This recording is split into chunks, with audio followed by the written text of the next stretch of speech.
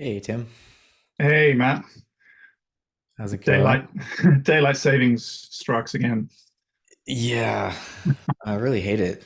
It's like I'm still not adjusted to it. Been sleeping in an extra hour every morning. I wish we didn't do this.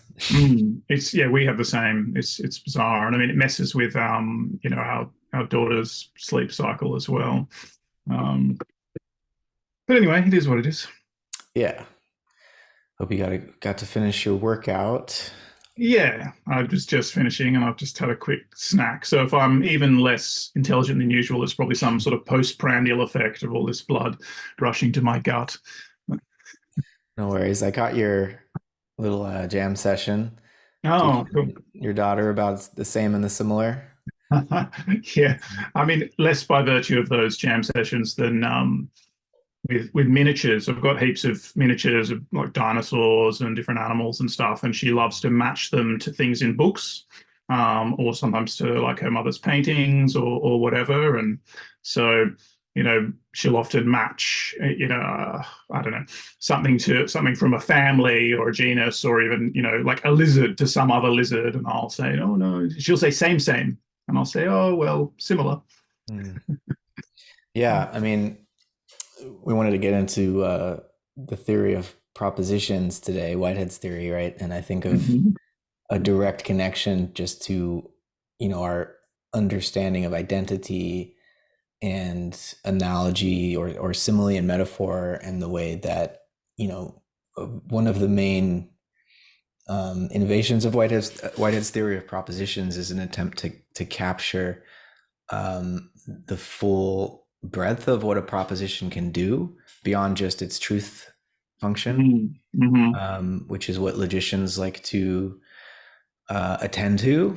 That there are also these aesthetic functions um, in literature, in art, in religion. Even a parable is a very unique kind of proposition, Mhm. or a sort of a paradox, or a statement that is a kind of an elliptical statement, or a Zen koan, which conveys a truth, but it's clearly not a literal truth. And so, what might we mean by a true metaphor, Mhm. is a kind of question that I think Whitehead's theory of propositions lets us approach in an interesting way.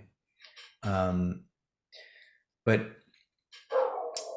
I thought we could start with a kind of basic question about brains. I've been thinking a lot about Ian McGilchrist's whole hemisphere Mhm. hypothesis and the lateralization of consciousness. And in preparation for this conference in a couple of weeks, and it's very he's very careful to say that the brain is not producing consciousness. It's more like a um, the brain is a portal for consciousness to relate to the world, let's say, rather than a producer of consciousness. The brain permits consciousness, he likes to say. Mhm. Um, and so when we think about Whitehead's theory of propositions and propositional feelings, I think, um, his whole category of or concept of prehension is here in the background.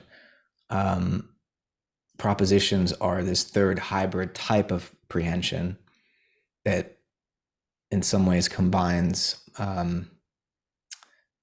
feelings of physical feelings of other actualities with conceptual feelings of pure Mhm. possibilities. Mhm. Apprehension is a welding together of actuality and possibility in this sense. Um, and when we think about this concept of prehension, it's one of the ways that Whitehead is able to establish. Well, I like to think he has established a conception of subjectivity in the most generic sense that we might mean subjectivity, as basic to nature, to all physical processes. That there's nothing physical that isn't also the transmission of physical feelings. The physical world is this vibratory reiteration of vector feelings in Whitehead's terms. And Mhm. prehensions are a particular way that those vector feelings can begin to become conscious, and you need a brain for that consciousness to manifest, for consciousness to be permitted to emerge, but that Whitehead wants to say that on some level, and I think McGilchrist does too, despite how much he focuses on the brain, that whatever consciousness is, it's sort of the flower of a form of feeling that has much deeper roots. And so before we get into propositions as such and kind of unpack that and see how it might be relevant to our intervention, I suppose, into free energy principle stuff and information theory and all of that. Yeah, maybe I could just get your sense of what I've just said and whether you're ready to go with Whitehead into an analysis of feelings, even propositional feelings that are beyond brains, or if the brain's at the center of the free energy principle, certainly, but it's also generalizing beyond that to any object. And I think, yeah, Whitehead's sense of propositional feelings is trying to do the same sort of thing. But yeah, how does all that land for you? I mean, all of it lands, perfectly well and sort of uncontroversially in terms of my way of thinking about things, except for the fact that I would, as usual, probably just problematize some of the terminology, which is like incredibly boring and pedantic of me in a way. But bracketing that, I of course agree that whatever brains are doing is a refinement or a complexification or a development or however we want to phrase it of things that are far more generic. And certainly I would have no problem even applying the terminology of feeling and the bulk of Whitehead's theory of propositions to any organism. I mean, to a microbe, all the way up or along or whatever, however we're defining this spectrum, to organisms with, encephalization and central nervous systems and all of that. And clearly consciousness is not just about the brain in the sense that it's, we're sensing many things about our body. There's interoception and all these things, and that itself, even though, again, the brain might be intimately involved in the way these things come to our awareness directly in our actual experience in the colloquial non-Whiteheadian sense of these things. Clearly, there's a whole lot of sensing and awareness going on in other parts of the body, which is then able to transmit to be, some of that is transmitted to our, direct awareness, our phenomenal awareness, our conscious awareness. And so that I consider all very uncontroversial. And I also consider uncontroversial that there's a kind of, practical contact, a being in contact with and being responsive to that is ubiquitous. Because I'm a process relational kind of guy, and an organicist kind of person as well, So I feel like there are certain structures, certain ways that relations work that extend throughout the cosmos on every level of description to entities of all kinds. And yes, as you say, that's also a key desideratum of the free energy principle, in the sense that what must anything that can be described as a thing, as a persistent object or whatever, be doing? What kind of relations must it be involved in? And also this basic view of physics as information processing, or that we can potentially frame physical questions in terms of information processing, or the transfer of information across boundaries, Markov blankets, holograms, whatever, is all very consistent with these sorts of approaches. So I don't feel like we therefore necessarily need to be panpsychists, or accept, I accept a lot more of Whitehead's structure, if we're, as we've discussed before, if we're being sort of structuralists about the thought that's being outlined there, the model that's being created. I'm From what I understand of it, I find most of it pretty unobjectionable.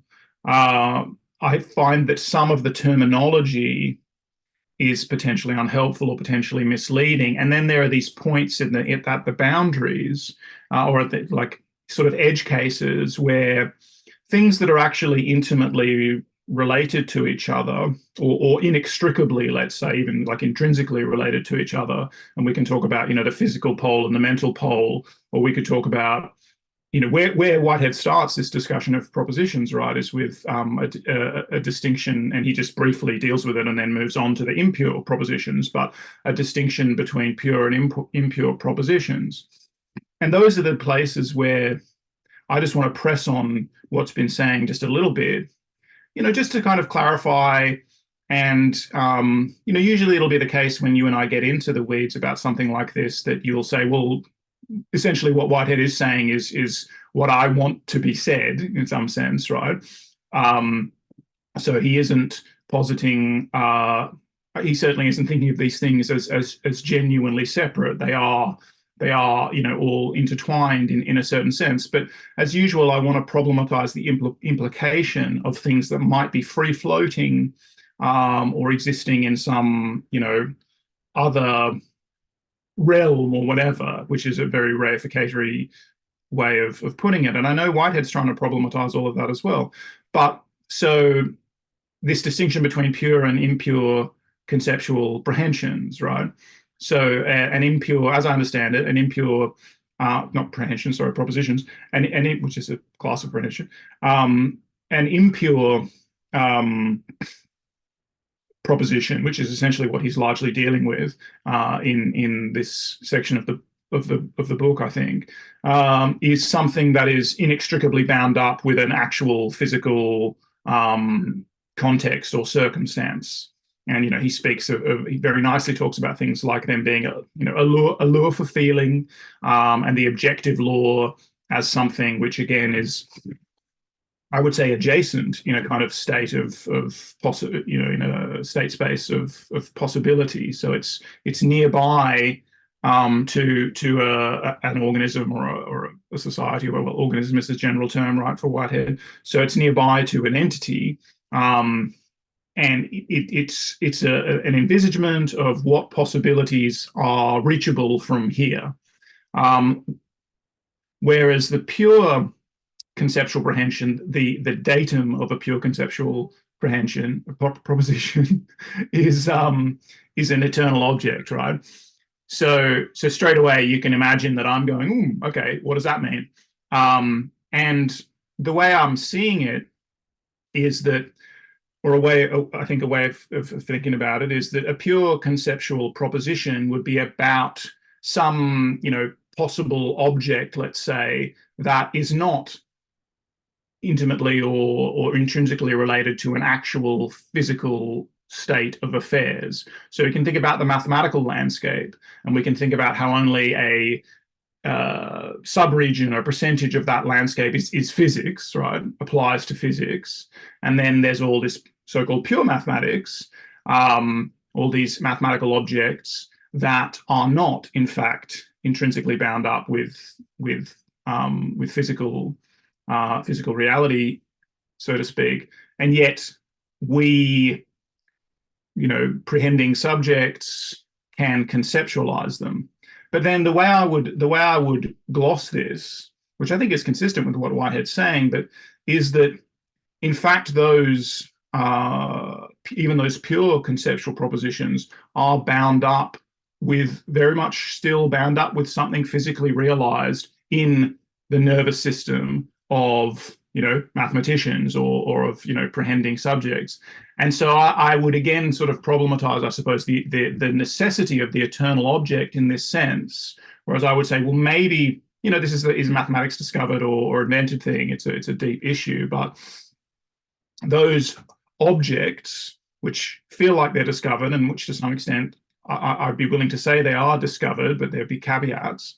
But they don't really exist until they are prehended by such subjects as are capable of prehending those regions of the mathematical landscape which are not directly related to physics, and which I see as coming into being partly.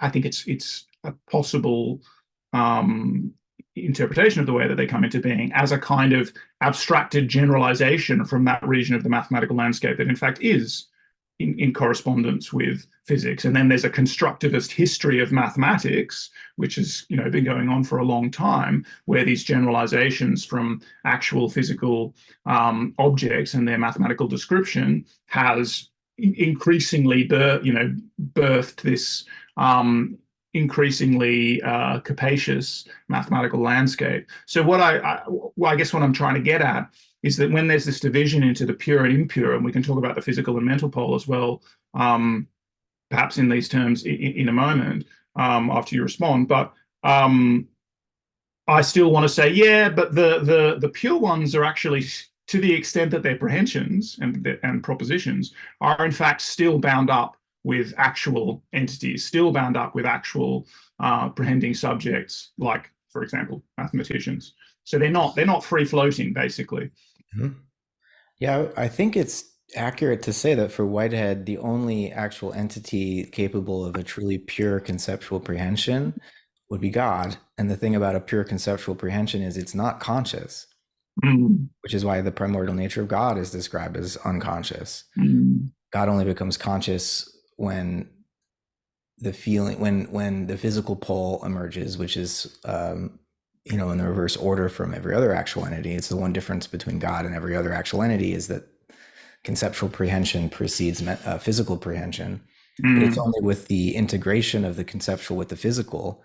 In other words, it's only after God feels the world that consciousness can arise for God or for any other creature. mm, But yeah, so that's to say that I think Whitehead agrees with you that for finite actual occasions, there really aren't any pure conceptual prehensions. What we have are impure prehensions, which are propositions, meaning there's always a situatedness, a physical position in an excess of other occasions in a position in a historical process. And so all that we can feel of what are called eternal objects would be those that are relevant to that situation.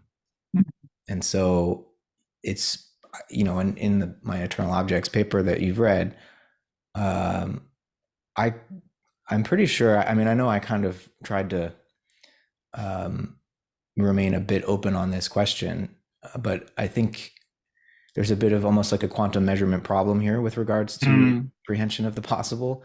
mm, We can't know if there are definite, um, already definite eternal objects before we conceptually mm, prehend one of them. mm, Because as soon as we conceptually prehend them, everything gets reordered in terms of the relevance from our perspective of those possibilities. So we may as well say we can't really say anything, I guess, about yeah. whether they're definite or indefinite prior to our prehension of them. I mean, it's like Schrodinger's cat.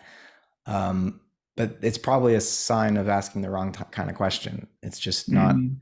Mm, It's not relevant to the work that eternal objects do in mm, Whitehead's scheme, which is always to provide relevance to some situated occasion of experience mm, beyond what's already given in physical prehension of the already actualized world. And so, what's interesting about Whitehead's propositions is that a fully a fully felt proposition includes logical subjects that are other actual entities in the past, mm, and so that means you can't have a full proposition about the future because the logical subjects of that proposition wouldn't exist yet.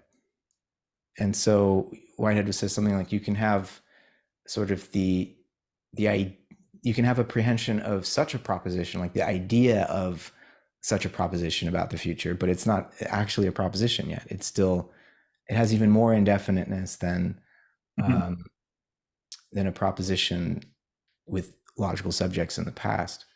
And so it leaves us in a situation where, you know, the truth about reality is always subject to um, revision Mm. because there's an ongoing new propositions are coming into being, just like new actual entities are coming into being moment by moment. And I think, Whitehead would say we need to be able to make reference to something like eternal objects to function as um, the open end, to give us some sense of the open-endedness of the possibilities of the future that exist nowhere in our physical experience yet, right? And so it's more like eternal objects are like, well, they're not just future objects or future entities, but they do have this, rather than thinking of them as just totally um, floating in non-entity, they're in some sense haloing what does occur and luring what does occur into the future. And so if they have mm, I'm tempted to say a location of some kind, a but they're not in space and time, but they have a location in the future, if I can use that metaphor, right? They're not just um, floating in some kind of platonic heaven. So yeah, but I think what the argument you're making about our access to possibilities always being conditioned by our physical situation is perfectly, yeah, I'm with you there. It's perfectly in alignment with what Whitehead is saying as well. It's just that he has this God entity, and now we get into the language problem again. I mean, um, me trying to avoid the implications of saying eternal objects have a location is an attempt to describe what Whitehead calls the ontological principle, which is that all entities must be somewhere, whether they're actual or potential entities. They must be somewhere. And when you ask where are the eternal objects, well, they're in the mind of God, uh, and that's an ancient answer to the question about where the Platonic forms are, also. Mm. Um, and I understand the rhetorical problem here, though I think, I would hope that anyone triggered by the term God would be able to grant the distinction between metaphysics and um, a sermon or something. But that's not always possible in a secular age. It's not always possible to do that. Um, and so we need to think more in terms of the function that God is playing metaphysically in this context, rather than about the um, object of religious devotion that some people might hear when that word is uttered.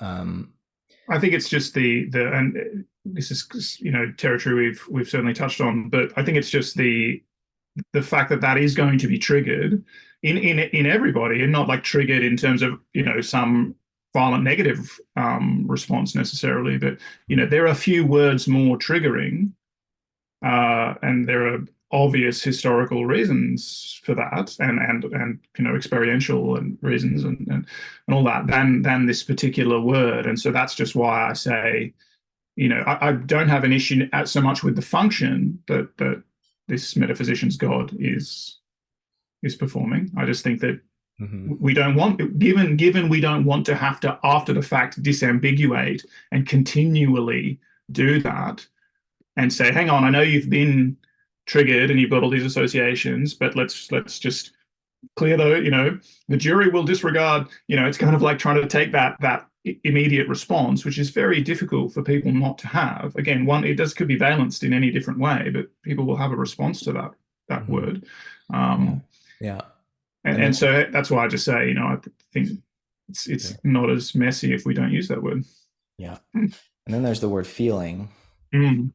um, which I think is what's making you uncomfortable. I mean, prehension is a technical term, and so it doesn't have these associations, pre-existing associations. But Whitehead uses the term feeling as a synonym for prehension Mm. because he wants to, um, through that metaphor, that that almost identification, though as he's feeling obviously he wants to develop a kind of analogy between a word that we know and this new metaphysical category he's invented. Mhm.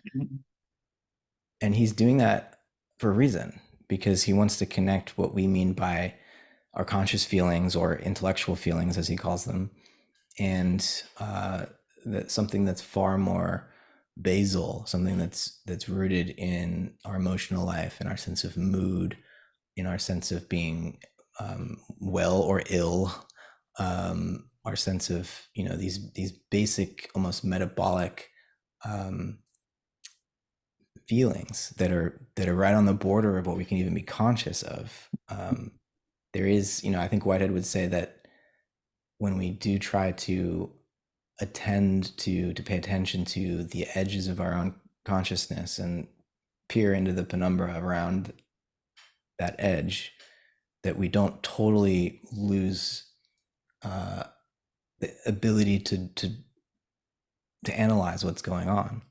Mm. It starts to get more difficult to do so, and then it fades out into unconsciousness. But that there is this edge that we can explore, and that we can intuit enough at that edge for this analogy that he's making between prehension and feeling to at least be suggestive that there are these deeper currents, and that when we talk about information processing and develop models of physics in such terms, that what we could mean, what could actually be going on ontologically there, if information theory is more than an epistemological way of modeling something physical, if it's capturing something real, then maybe we can think of that in terms of the transmission of data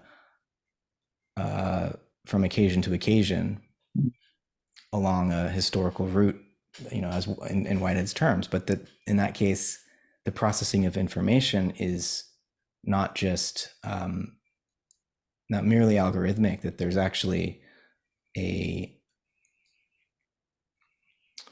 mean, I could say there is something it is like, and lean on that terminology to be information processing, or I could say, with Whitehead, that there is some sort of a feeling,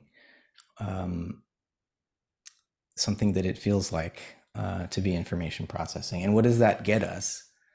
I think it gets us an unbifurcated image of nature, and an ontology that doesn't require treating the physical origins of our consciousness as something entirely alien to our consciousness, and then in the reverse allows us to feel more at home in the universe. Mm. And so I think there's a payoff, and I don't know what are the risks of using a term like feeling to talk about information processing in a more ontologically weighty way. I think it's a perfectly reasonable analogy. I mean, I don't know if they are prehension and feelings are synonyms precisely for Whitehead. Are negative prehensions feelings? I felt like I don't have textual references to draw upon, but I felt like prehension perhaps is the really generic class, and maybe feelings are very widespread, but slightly less generic, specific form of prehension. Your chatbot agreed with me on that, but that doesn't mean that it's correct. Yeah. And that would actually be just where I would sit with it. I think it's we have this you have this mechanism, or this this process, and it has a particular structure. It has this relational structure. You've got entities prehending entities, and responding, and being shaped by and being constituted by this graded envisagement, if you want, but of relationships. And yes, I think that that's really generic. And I think that feeling actually is a very good analogy for bringing human subjects who are going to be reading Whitehead, into practical contact, making it explicable to them. It's a perfectly good analogy, and then the work is just to be done to disambiguate the analogy um, from the actual broader phenomenon, and that's always very difficult work. It's exactly in terms of what you were saying about information theory and the kind of work that we're trying to do. Is this just a model? Is this a metaphor? Can we do better? I mean, is there more than we can get into? You might say, well, given that feeling is the only way we can access, or is a necessary bridge to an understanding of generic prehension, maybe there's just nothing beyond that. There's nothing we can touch that's more generic than feeling as the kind of, feeling subjects that we are.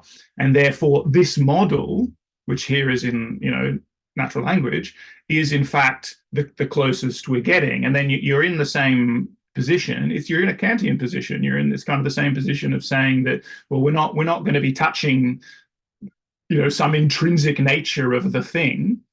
And so it's basically not meaningful to talk about that. It's saying, well, this analogy is as good as it gets, and therefore that's kind of the bottom line. And that might be what people would say. Some people would say, well, I think a lot of people would say, who take this perspective on physics as information processing, they would say that the question, well, is that how things really are, or is it just a model? They would just say that's a meaningless question, right? It's like, no, this is the most useful, the most penetrating way we have to describe these things. And there's just nothing beyond that, and it's just some sort of fantasy or delusion to speak about some intrinsic reality or intrinsic nature or whatever term we might use beyond that. And look, I have sympathy with those perspectives, obviously, and I think, well, but we still want to be, mining those cruxes, right? That's kind of what we're doing here. We're still trying to say, well, is this going to be the best language to use, or is there going to be a more neutral, quote unquote, objective, but simplified in a certain sense because deconstructed, way of describing these things that is potentially less misleading? I mean, what's the risk of making feeling completely generic instead of, say, a less colored or characterful notion like prehension? If we are going to say, whether Whitehead says it or not, if we're going to say that prehension is this generic kind of practical contact and responsible relationship sort of thing, and feeling is a version of that we have access to, and thus it enables us to generalize our intuitions in a certain way. I mean, what's at stake? Well, I take pretty much the same thing to be at stake as would be at stake in certain criticisms of the FEP or of cybernetics. In a certain sense, you're saying that because the analogy or the model is all we can access, there's no meaningful difference between, this feeling entity and that feeling entity. There's no, let's say, bright line between them. And, at the end of the day, does that mean that, I don't know, life and death are the same or something, something crazy like that? Like where, Jean-Pierre Dupuy would say that the danger with cybernetics and thus cognitive science, in his view, is that it's not any longer that we're reducing people to the level of machines. It's that we're elevating machines to the level of people. Either way, we are making this conflation, and there may be boundaries here that we may yet wish to preserve. And I think, one of the questions for someone with your sort of perspective, because I see you as a very strong defender of some, extremely important, substantial, again, a loaded term. All these terms are loaded especially when we're, jumping from metaphysical context to more, prosaic or whatever, between, say, AIs and natural intelligences or humans. And I know you're of the opinion that computers or programs could never become conscious, and that's a kind of a category error to imagine that they could. But when we generalize things that are traditionally associated with consciousness, and again, noting also, as you have many times, that Whitehead's use of consciousness is very narrow, actually. He's not generalizing consciousness at all. He's generalizing feeling and experience.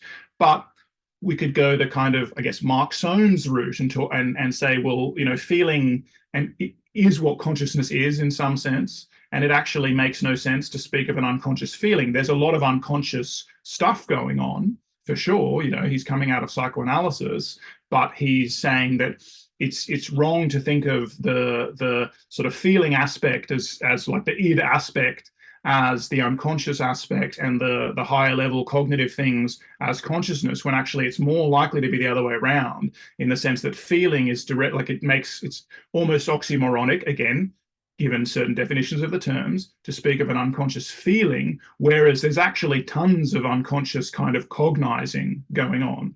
Mm-hmm. So I guess what's at stake potentially, or what's at risk when we generalize these terms, is that there are boundaries that we actually want to preserve, and there could be various reasons for wanting to do that, and some of them could be ethical, but maybe they're not only ethical. And how much risk are we willing to take in terms of eroding those boundaries? And they are eroded from both sides, as in the Dupuy concern. There's been this sense that reductionism, materialism, mechanicism is reducing humans to the level of machines. But then there's also this concern that AI and certain trends in cognitive science and maybe even FEP, not maybe even, but certainly also FEP type accounts might be saying that, well, these mechanisms are in fact consciousness, or again, either way, it doesn't really matter which way you're coming at it. You're saying that there's no division here. And I'm a gradualist, right? So I'm an evolutionary thinker. So I of course accept some version of gradualism, but again, there are meaningful boundaries that we want to maintain. And of course, just in physics, there are phase shifts. There are real transitions in states across boundaries that are as real according to the physical criterion of reality as anything can be. And Whitehead would also agree with that. And you've got societies, in Whitehead's terms, of increasingly complex, sort of nested organisms, right? And we think probably that a human is that kind of thing. And not just because we contain all, these microbial cells and, we're holobionts and all of that, not just because we contain multitudes in that sense, but because our actual nervous systems have these hierarchical structures in them. And this is the account that the FEP would be giving, of course, but not only. We see it with, of course, deep neural networks in machine learning as well. Like there's an importance in these different levels of coarse graining, where one level is coarse graining the level, say, below it. Again, these, below, above, deep, superficial, etc. All these words kind of all need to be unpacked. But there's a message passing between levels which describe things at at different levels of description, let's say.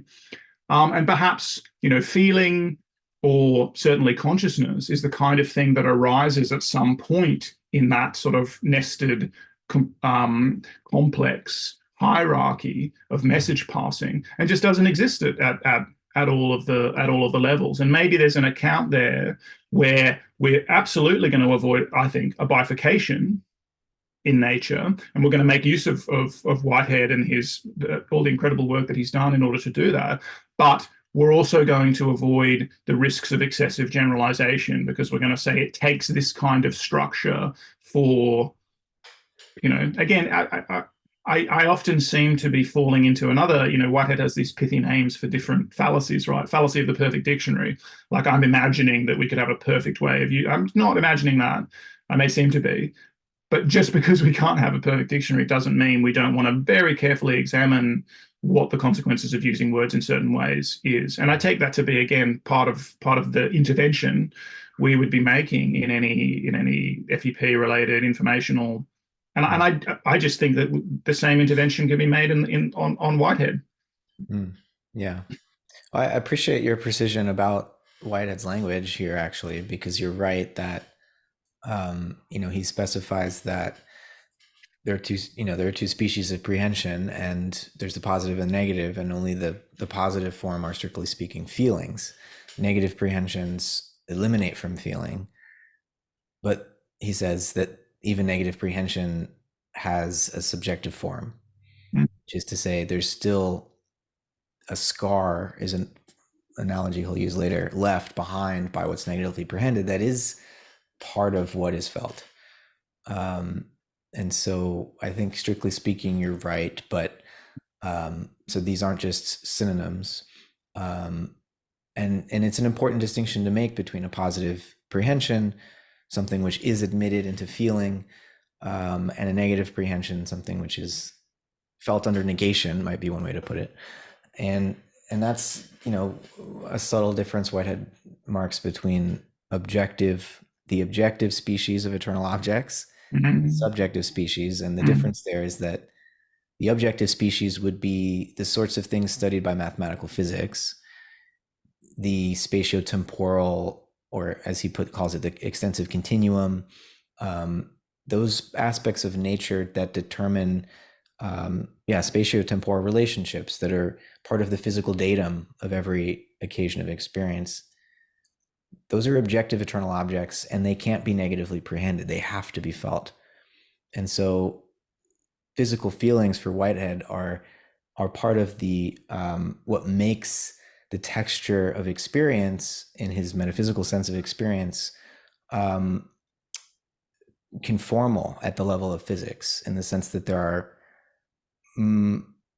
if not fully necessary and universal, then at least very widespread and almost never contradicted forms of feeling that propagate through the world, that have been laid down over cosmic history. It's very unlikely that the, as he calls it, the electromagnetic society is going to suddenly start functioning differently tomorrow, right? Its patterns and its rhythms are the base notes for all the complexity that has emerged since that time. The structure of atoms, the atomic structure of atoms. I don't want to use more words than I need to there, but which leads into the laws of chemistry and the ways that our metabolism functions. Like, all of this is the further back you go in time, increasingly habitual and stubborn, in the sense that it's unlikely to change. So all of that's part of what's physically felt by every newly emerging occasion of our conscious experience. And we can't negatively prehend any of that. But it's still, the role of feeling here, I think, is important, because the risk of not going full throttle on this Whiteheadian analogy is that we end up in a position of saying that feeling and consciousness are just synonymous. There's no such thing as an unconscious feeling. And what that might lead us into is what Whitehead calls the sensationalist dogma, or he calls it sensationalist myth, which characterizes a lot of scholasticism and becomes increasingly emphasized in the modern period by both empiricists and rationalists and transcendentalists, like Kant, where the sensationalist doctrine is basically that our raw, most primal form of experience comes in the form of bare sensory universals, the clear and distinct ideas of our conscious attention that we discriminate. And we think that that's what experience starts as, when really it's a very late product of analysis. And I think we've talked before about how, to actually perceive the world in terms of patches of color, geometrically arrayed in extended space, takes a ton of training. Art painters, it takes years to actually begin to not experience the world as a gestalt and begin to experience it as shades of color.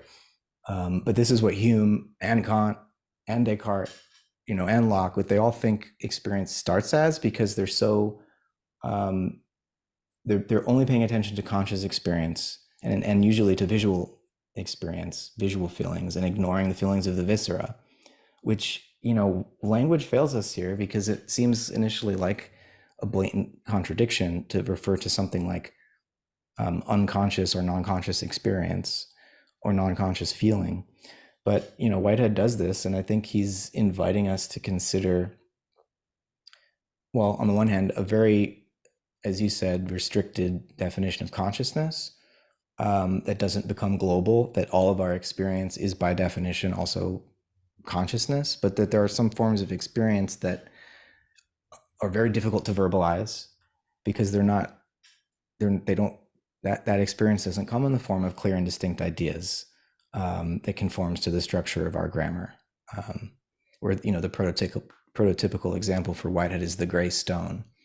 And so the risk, in other words, of not allowing there to be some form of feeling which reaches below the level of consciousness is that we end up trapped in this sensationalist picture where the real world out there of actual physical goings on is forever behind the veil, and all we could ever know about it, though this isn't really knowledge, is just a mere conjecture based on a physical model that happens to work well.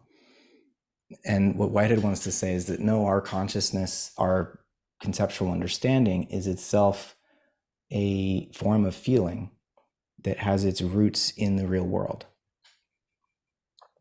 And we want realism, right? And so it becomes a question of whether we can have that without this sort of conceptual maneuver. And it's not just a linguistic thing. I mean, we're playing with language. Language is the instrument that metaphysicians experiment with. But I think we're also seeking the justification for scientific truth and knowledge, that we're actually referring to something real and not just building models out of associations of ideas or a priori ideas. I mean, we can go in the empiricist direction, the transcendental direction, and transcendentalist direction, and try to salvage. Well, I guess we can only really salvage scientific knowledge if we go in the transcendentalist direction here, because Hume was ready to just say it's custom and habit, which for him is not the same as Whitehead's habits that are cosmic. It's just psychological habit for Hume. So if we want to preserve scientific knowledge, I don't know if there's another route besides the Kantian transcendental maneuver than Whitehead's Panprehensionism. But I'm down with Panprehensionism. So Great. All right. Well, yeah. There we go. That's what our paper's about. I think it's partly about that. The sort of tentative title I was thinking of was something like Parallel Processes, Abstraction and Actualization in Whitehead and the FEP for the first paper, something like that. And I think this Panprehensionism is definitely something that we can develop, because one thing we haven't touched on yet is the way this theory of propositions is, it's about perception and how we perceive possibility and all of that, but it's also about how we actualize things. I mean, how things are actualized in general. Yeah. And I think that's what's very attractive about this kind of real process relational approach, right? Yeah. And let me just say that the thing here is about if you're going to go with like Mark Soames and say that all feelings are conscious feelings, what you lose is what you end up saying in Whitehead's terms is that all of our experience comes in the form of conceptual prehensions. We have no physical prehension. We have no physical feelings. You lose touch with the real world out there, because the clear and distinct ideas that are available to our conscious experience are universals, right? And that's Whitehead's whole issue with modern philosophy and this sensationalist doctrine, that it leaves us with a stage play about reality. Experience becomes a stage play about the world instead of having truck with the totality of things, as he puts it elsewhere. Yeah, and in a sense, if we're talking about this nested hierarchy and consciousness, even in Whitehead's terms, emerging at some deep or high level of that hierarchy, it's necessarily perception in terms of, priors, in terms of models, and in terms of kind of universals, categories that we assimilate things to. And that can make it seem like, yes, we're not having any kind of direct access. But yeah, I mean, there are you said so many really stimulating things there. I mean, one thing about it is, okay, so there's unconscious feeling going on, but I mean, conscious or unconscious to whom is also part of the question, right? So there's all this feeling going on in some organ in my body, but and who am I? We have to start problematizing this issue of the locus of identity and all of that. I mean, these things are going to touch everything, of course. And I heard in your most recent chat with Roman, you referenced the Dennett universal acid thing. Well, let's say natural selection is not universal acid. Let's just say evolutionary thought is universal acid. Just generalize it. And I mean, Whitehead's thought is a generalization of evolutionary thinking. So yeah, you're going to start. You have to examine all of these categories and re-examine them all in light of processualizing everything and constructing. It becomes a constructivist picture for the most part, even if it's potentially, in Whitehead's case, and maybe this is necessary, grounded in something that's not constructed, something that's genuinely eternal. But so there's unconscious feeling for me or for my centralized consciousness or whatever. Of course, yes, there's tons of feeling going on in my body, but in the world, sure, of course.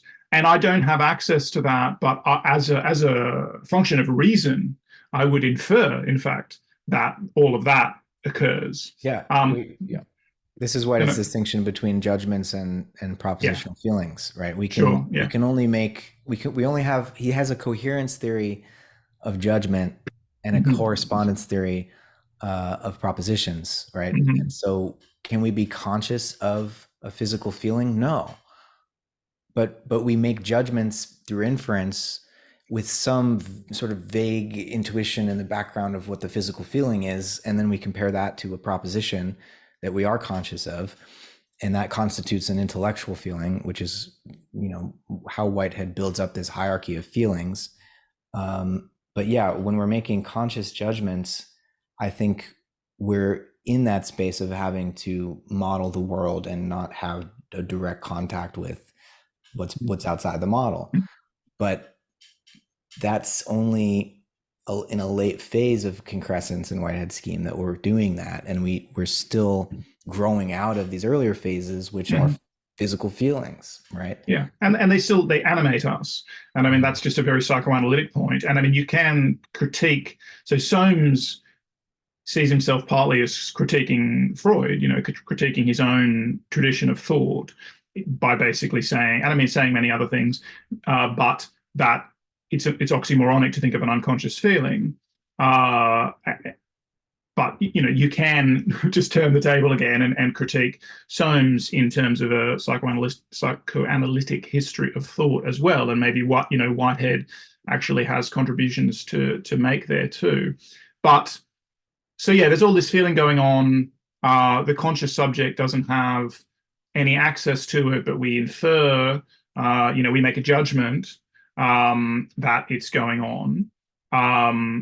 But that's also how we get realism in a certain sense out of a picture like this. We don't get realism from asserting that we are directly in touch with at the level of the judgment that we're making, because we're making a judgment, between realism and anti-realism or whatever, between competing schools of thought and philosophy.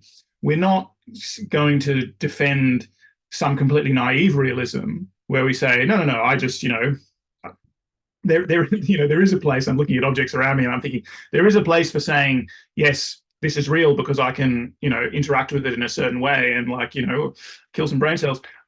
But there is a sort of a refutation of Berkeley by kicking a rock. There's a place for that, but that's not going to be the sum total of one's argument in support of realism. Whitehead has a very specific defense of realism within this section on propositions, right? In terms of his argument that it can't be probabilistic judgments all the way down, so to speak. It has to be probabilistic judgments made over some space of, made over some ground of real phenomena, real, maybe phenomena is not also the term that I want there, but, entities. Entities, yeah, something actual. and he uses just, it's very intuitive. You can make probabilistic judgments about a roll of dice, of a die, because it has six sides, and that. Um, you've got this ground from which a probabilistic judgment can be made. And so there are certainly arguments in the free energy principle context that it's nested probabilistic landscapes kind of all the way down and all the way up, and each level is making probabilistic judgments about the level below it, so to speak, and there is no ground. So there's a groundless ground or something, I suppose, in that sense. The sum total of this hierarchy, this stack of probabilistic turtles all the You way up only and need a down. ground if you want an ontology. If you're just doing epistemology, you Yeah, can whatever works, yeah, for sure, exactly. But if we're defending a realistic version, ontologically realistic version of these kind of things, no, we're saying that there is an actual environment out there. And of course, it is also comprised of things making, having propositional feelings and making judgments and all of that. And all of that actualization is going on in parallel through all of these. So there is at least a horizontality of probabilistic reasoning, mediated access, let's say. But the sum total of all of that is creating the ground upon which we walk, quite literally. And it is that ground that is something that has been stabilized. So for me, as trying to be like a hardcore, constructivist in this sense, that's a constructed stability. And you said some really nice stuff about particularly stubborn habits. I think about them as now another hierarchical metaphor, layers of temporal constraint, right? And that's exactly what you were talking about. Certain habits that were taken very early in the history of the universe, so to speak, are particularly stubborn. And I want to get back to this thing about conformity and Whitehead's three different modes that we touched on last time, because, well, perhaps we get to that. But there's a stability which is accreted. Things that have been actualized have varying degrees of stability, from the completely ephemeral, some little squirt, some new little connection in a neural network which doesn't last very long and is correlated with some, if we're being materialist about consciousness for a second, is correlated with some very specific experience or thought that I might have had that then doesn't actually get consolidated into any long-term memory or whatever, all the way from the most ephemeral things and the level at which the brain we think of as this particularly plastic organ, all the way through this temporal hierarchy of constraint to the ground that I walk on, and et cetera, back to the laws of physics and things that seem to be stable across, according to the best evidence that we have, across incredibly vast stretches of time. So that's the kind of ground, and I mean, it's a picture that we just get from empirical science as well as from our own direct experience. That's the ground over which probabilistic, again, with all the nuance that we would need to add to a proper account of that. I'm not giving a proper account of that, except to say that we get realism because given the available empirical evidence and given our capacity to make inferences, in fact, to reason probabilistically about the available evidence that we have, realism ends up being, at least from my perspective, simply the most coherent and well-supported thesis. And then there are the various potential, ethical reasons and other things for asserting that. So again, how did I get onto that? Just by saying that, yeah, we don't. You were sort of saying that without this generalization of feeling, you're concerned that we won't have realism. And I'm saying, well, realism is something that we're actually going to be inferring anyway. So realism, despite our mediated access, is a reasonable and perhaps most reasonable inference to make. Yeah. I guess I want to say that the realism rooted in feeling that I'm arguing for here would be the basis upon which we would make such an inference in the philosophical position of realism. Sure. And it's a kind of radical empiricism there that, like, metaphysics, like when I think of Whitehead's contribution to the history of metaphysics, it's more than just another model through which to interpret our experience. It's an attempt to provide the conditions allowing us to judge any model. Like what are the real um, what sort of entities are there, and we as one of those sorts of entities, how is it that our scientific knowledge or our aesthetic experience or our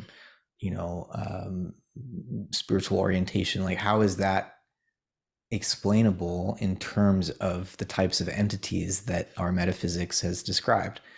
um, and so I don't want realism in the philosophy of organism sense, organic realism as Whitehead calls it, to be just another model that we're inferring might be true.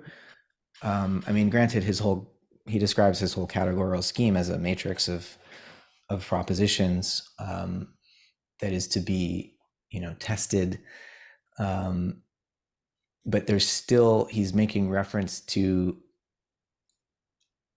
an experiential reality that would be the arbiter of the model of the categorical scheme, that there's there is something outside of language that we're attempting to describe, but we're also consciousness is, Whitehead says that subjective experience and our conscious experience as a species of that is emergent from the world. Mm. So the physical feelings that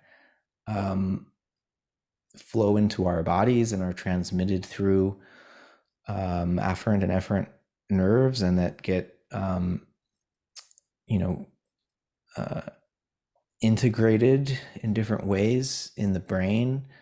um, these all are sort of the ingredients that give rise to consciousness. We don't, like, our consciousness isn't about them. We're not having a sort of representational we're not behind a Cartesian theater watching the feelings happen. Like, the feelings become what we are in moment by moment. Mm. Mm-hmm. I mean, I have a quote here I wanted to share from Process and Reality, where Whitehead says, mental activity is one of the modes of feeling belonging to all actual entities in some degree.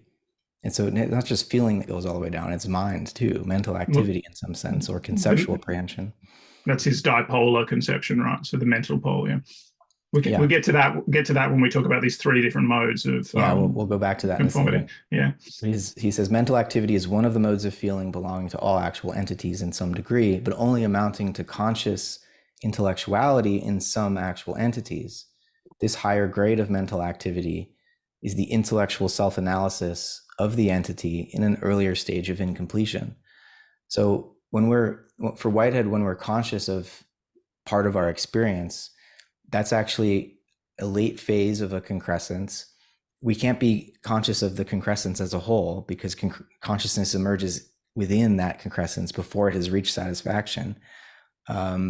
When we're conscious of a prior moment of experience, we're conscious of another actual entity that's already perished, right? And so, earlier you're asking, like, well, who am I? Who is it that's having this experience, or who is the subject of an unconscious experience?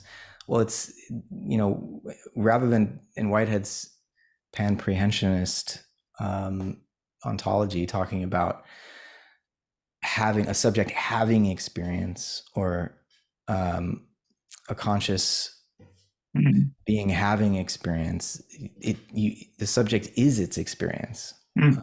Sure. And when we're conscious of experience, we are a late phase of an occasion that is made possible because of the integration of in the context of a very highly ordered, evolved, organized sheltering process, filtering process, and amplification process. That the occasions of experience that constitute our stream of consciousness are housed in all of this complexity, and provided more of a sense of freedom, as it were, that's not in conflict or in contradiction with all of the habit that supports it. and all of these historical constraints that make it possible, that freedom is provided by those constraints in a very real way. They're enabling constraints. Enabling constraints, right? Mm. And so, you know, to get what Whitehead is saying here about this account of reality as these actual occasions of experience inheriting from one another, and as they become more complex and sheltered by social organization of various kinds, what he's trying to say is that, like, spatiotemporal extension, neurons say, and the whole brain and nervous system as a physical object that we can measure. He's actually saying that when we think about that as like a enduring object, we're thinking abstractly, actually. Mm-hmm.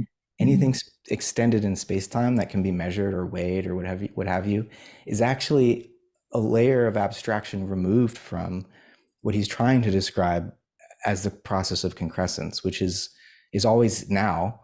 It's always what's happening now, right? Again and again and again. And if we want to analyze reality from a Whiteheadian point of view, we need to pay attention to that as what's concrete to each occasion of experience, including those which realize our own knowledge of the fact that we are having an experience, or that we are an experience. But, you know, grammar gets in the way again here.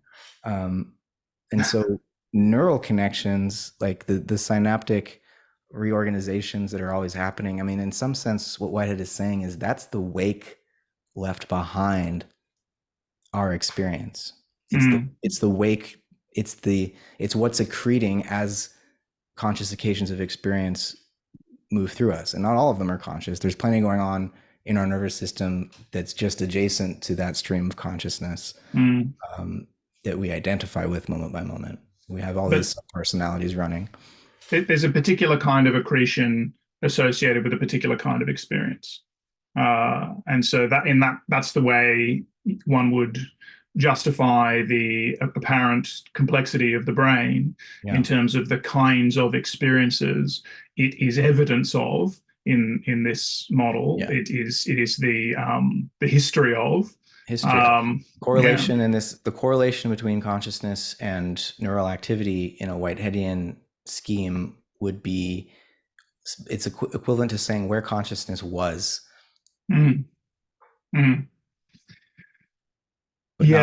But not where it is now or where it's going.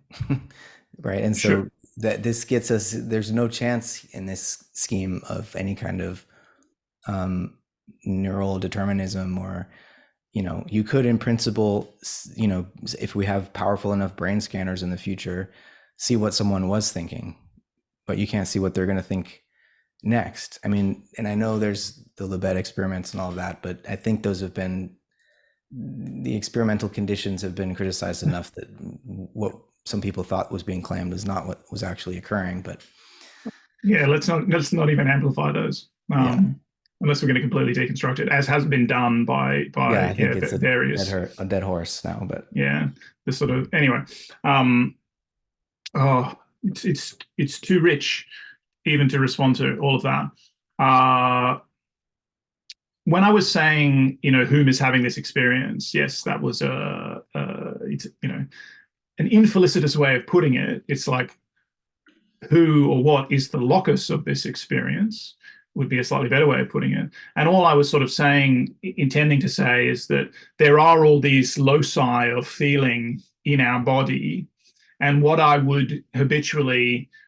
we would all habitually refer to as ourselves is not necessarily, not having access to those sorts of things. They're not rising to consciousness. So I was just saying that there is, yes, all this unconscious experience going on in the body, not to mention the world at large, that's, you know, consciousness to the extent that it is or feels unified and in relation to, you know, connected to memory, connected to a lineage of actualization. As in my consciousness and your consciousness, they influence each other, and they merge in sort of unconscious ways, but we actually continue to have our distinct experiences. And even when, to go back to our chat with Merlin, even when you are improvising with other musicians, and there's this kind of mind melding thing that's going on in the sense that it all just, you're in a flow state, you're in a mutual flow state, and everything kind of just works, and there's incredible responsiveness and all of that, because, a lot of extraneous processing, as we were discussing at that time, in terms of there's no narrative or anything going on about what's happening. It simply is just flowing through you. It is just happening. And that's an incredibly intimate experience. But if one is to stop to analyze it in any sense, I'm still having it from over here in this side of the room, and my drummer is still having it over there. And just because I'm incredibly sensitively attuned to what he's doing on the kit, and I'm responding to it on the guitar, and it's this incredible interplay, and we are as close as, in this musical space, two subjects can be to each other.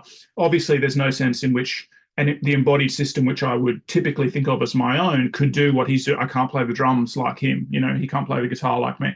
There's still a distinction, and that's a little bit different from the gap junction story in terms of what were two distinct loci of experience or feeling, or two distinct selves becoming so connected to each other that they're now just one larger self. In that sense, right? And then again, we get back into these kinds of, obliquely referencing Levin, what he would call, a multi-scale competence architecture and that sort of stuff. You're going to get back into these sorts of hierarchical models, and there are going to be gates on, even though there's all this feeling going on at different levels, there are gates on the transmission of that feeling to different levels. And again, I see that all as consistent with this Whiteheadian story about societies and sheltering, and certain kinds of experience remain only possible when you are sheltered from all these other kinds of experience, right? And that's the Jamesian idea, right? Consciousness is a reducing valve in some sense, right? It would all just be this blooming, buzzing confusion, right? If we were just open to everything. And I think, part of what we are getting at here with the Whiteheadian story model.